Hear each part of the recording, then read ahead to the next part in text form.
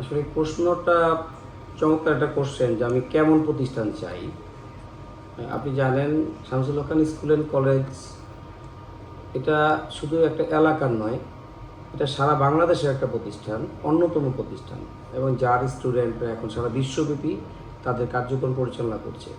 অর্থাৎ এই প্রতিষ্ঠানটা একটা মডেল। তবে এই মডেল প্রতিষ্ঠানের ক্ষেত্রে কিছু প্রতিবন্ধকতা আমাদের কাছে কিন্তু আছে, যেগুলো নিয়ে অভিভাবকদের বিভিন্ন প্রতিফলন, তাদের যে আলোচনা, এটা আমি যেটুকু খেয়াল করেছি যে ওনারা অনেকগুলো ছোটোখাটো ইস্যুজ আছে যেগুলা তারা চায়, হ্যাঁ, ওই ইস্যুসগুলা তারা চিন্তা করে যে এটা সমাধানটা আসলে আমরা করবো কিনা। তো এখন প্রতিষ্ঠান হিসেবে কীরকম চাই, এই প্রশ্নের ডাইরেক্ট উত্তরটা আসলে দেওয়া যায় না, কারণ এই প্রতিষ্ঠানটার চাওয়া পাওয়ার বিবরণ দিতে গেলে এটা একটা ব্যাখ্যা দেওয়া লাগে। যেহেতু এই প্রতিষ্ঠানটা এমনি বাংলাদেশের কি প্রতিষ্ঠান হিসাবে এখন আছে। তবে আমি যেটা চাবো এখন, প্রতিষ্ঠানের যে এডুকেশন সিস্টেম নিয়ে আমার কোনো আলোচনা নাই।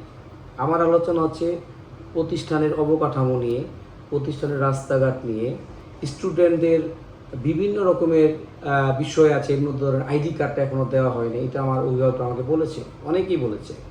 তো আমি ওই জায়গাটা যেতে পারলে অবশ্যই এই জায়গাটায় আমি কর্তৃপক্ষের সাথে আলোচনা করে এই ব্যাপারে ব্যবস্থা নেওয়ার চেষ্টা করব। পাশাপাশি দেখেন আজকে সারা দিন এই নির্বাচনের ক্যাম্পিংয়ের সময় আমরা প্রায় হাঁটু পানিতে এই জায়গাটা বিচরণ করেছি, এবং অত্যন্ত কষ্ট নিয়ে সবাই এখানে আসছে। বাচ্চারা বৃষ্টিতে ভিজছে, গাড়ি নাই।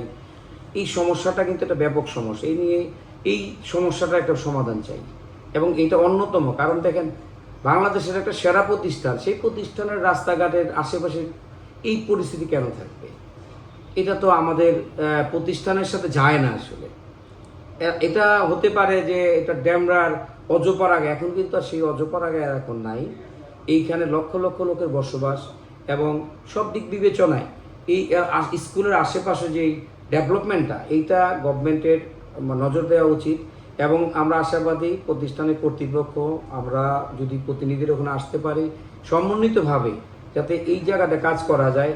প্রয়োজনে আপনারা যারা মিডিয়াতে আছেন, আপনাদের মাধ্যমে একটা গণ নিউজে পরিণত করে সরকারের কাছ থেকে আমরা চেষ্টা করব যে এই জায়গাটাকে ডেভেলপমেন্ট যাতে করা যায় স্কুলের জন্য।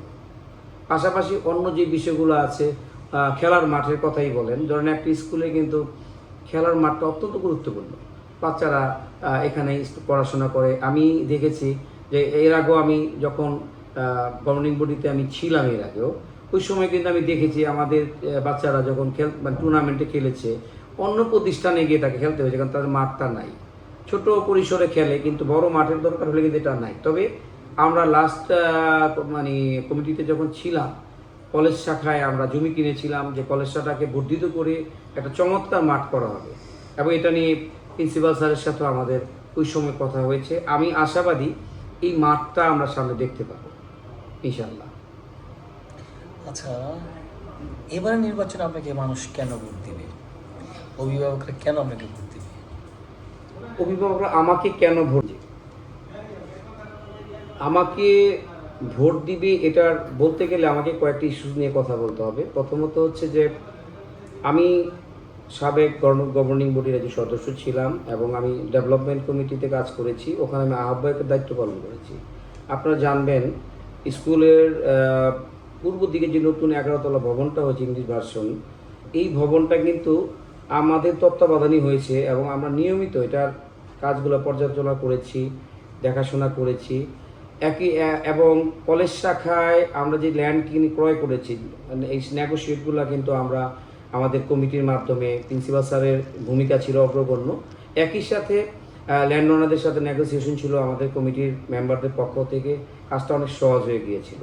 এটা কিন্তু জাস্ট এইভাবেই হয়নি। আপনি দেখবেন, আপনি যদি স্কুলের ভিতরে টিচার্স রুমগুলোর আগের সিনারিটা দেখেন, আপনি দেখবেন যে ওখানে কিন্তু খুব পোর টাইপের একটা বিষয় ছিল, যেটা স্কুলের সাথে যায় না। পরে কিন্তু এই জায়গাগুলো, টিচার্স রুমগুলোকে চমৎকারভাবে সাজানো হয়েছে, এবং আপনি দেখেন নামাজের জায়গা করা হয়েছে। দক্ষিণ দিকে একটা জায়গা করা হয়েছে, যেটা যে বসার জন্য, হ্যাঁ, গার্জিয়ানদের বসার জন্য ওই জায়গাটায় করা হয়েছে। যদিও এটা অপ্রতুল, আরও অনেক জায়গা দরকার গার্জিয়ানদের জন্য। এই জন্য আমাদের পরিকল্পনা আছে যে ওখানে আমরা যদি সুযোগ পাই এই জায়গায় কাজ করবো ইনশাল্লাহ। আর আমাকে এটা হচ্ছে পিছনের কথা বললাম। তো এটা আসলে আমার আমি এটা আমি কি ফেস করতে চাই না যে আমি এই কাজটা করেছি, অনেক কিছু করেছি, এরকমটা আসলে না। তো ওই সময় একটু ভূমিকা আমি রাখতে পেরেছিলাম। আর যেটা হচ্ছে যে আমি আমার পরিচয়, আমার বাবা আল্লাহ হজরত মাওলানা কুতুবুদ্দিন আহমেদ খান এবং আমার নানা ইমাম সৈয়দ আবুল ফজল সুলতান আহমদ শাহ চন্দ্রপুরী রহমতুল্লাহ আলাই, এই দুইজন ব্যক্তির রক্ত আমার শরীরে। আমি আমার জীবনযাপন পদ্ধতিতে আমি সৎভাবে চলাফেরার চেষ্টা করেছি এবং সেই জায়গাটা থেকে বলতে পারি, যেহেতু আমি একটা হসপিটালও পরিচালনা করি, সেফের জেনারেল হসপিটাল, যে হসপিটালটা আমি সেবার ব্রত নিয়ে 19 বছর ধরে চালাচ্ছি এবং এখানে অনেক গরিব পেশেন্ট আমি চিকিৎসা করি। অনেক সময় অনেকের মানে পেমেন্টগুলো আমি ওইভাবে না নিয়ে যতটুকু পারি মিনিমাম খরচ দিয়ে আমি ট্রিটমেন্ট করি। তো এটা হচ্ছে আমার নৈতিক অবস্থানের কথা বললাম। আমার কনস্ট্রাকশন বিজনেস আছে, সেই ব্যবসাতেও আমি আপনাদের দোয়ায় আমার এলাকায় যেই কাজগুলো আমি করছি, আমার ল্যান্ড ওনাররা বা আমার যারা ক্লায়েন্ট তারা আমাকে পছন্দ করে।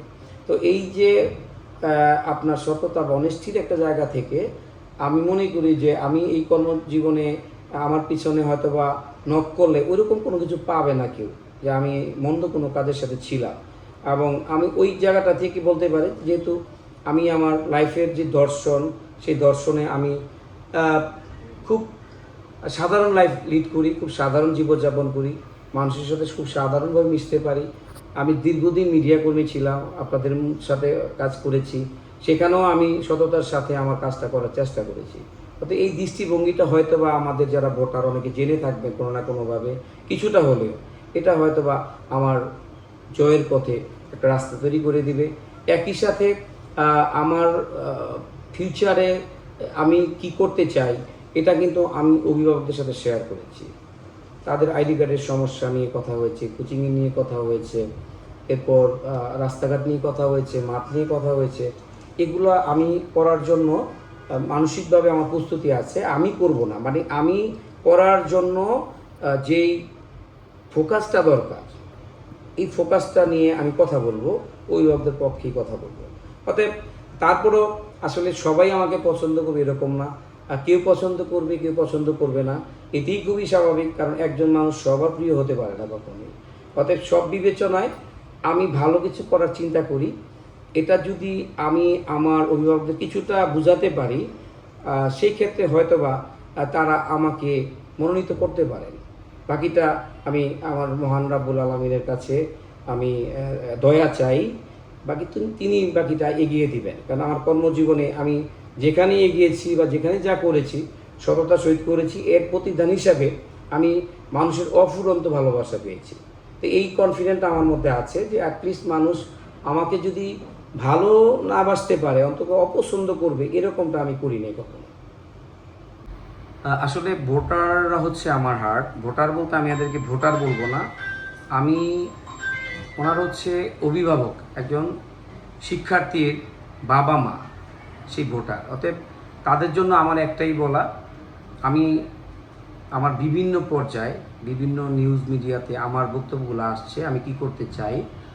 পরিশেষে আমি এটাই বলবো, আপনারা বিবেচনা করবেন ন্যায্যতার ভিত্তিতে, সততার ভিত্তিতে কাকে নির্বাচিত করলে প্রতিষ্ঠানটার জন্য সে ভোকালভাবে সে কথা বলবে এবং আপনাদের যে সমস্যাগুলা এখনও পর্যন্ত আপনাদের বিদ্যমান, এটা সমাধানের জন্য কারা কাজ করতে পারবে, এই বিবেচনা নিয়ে আপনারা ভোট দিবেন।